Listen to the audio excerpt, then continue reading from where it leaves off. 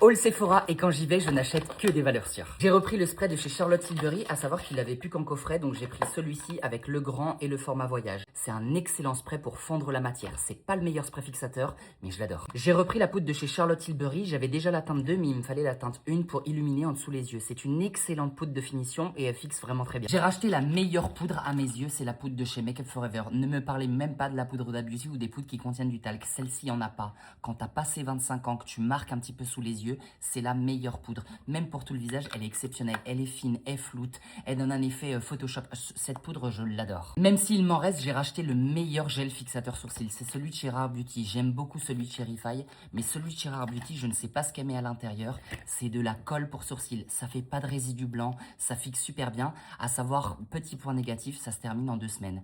Il y a combien de millilitres? 4,5 grammes.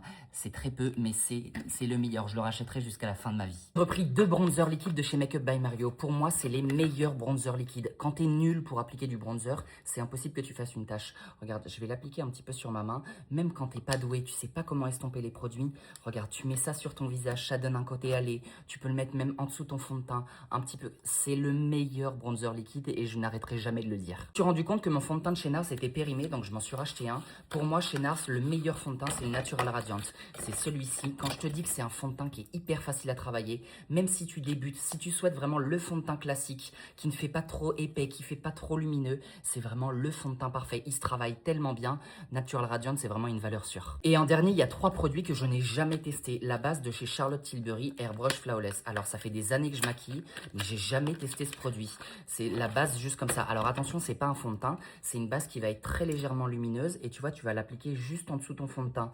Ils appellent ça perfecteur de teint pour un teint qui donne de l'éclat. Donc ça, je pense que ça peut être pas mal en dessous le fond de teint. Et j'ai pris la teinte 3. Donc, on va bien voir. Encore un produit que je n'ai jamais testé, le concealer de chez House Lab. Tout le monde me dit qu'il est exceptionnel. Mon concealer préféré, c'est le Hourglass.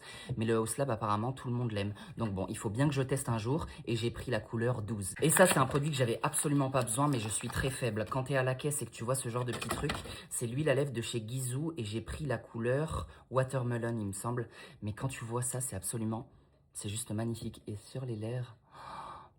Ils sont trop forts. Gisou, au niveau du marketing, c'est vraiment des boss. N'hésite pas à me dire si tu veux une revue sur un produit en particulier et moi je te fais des énormes bisous.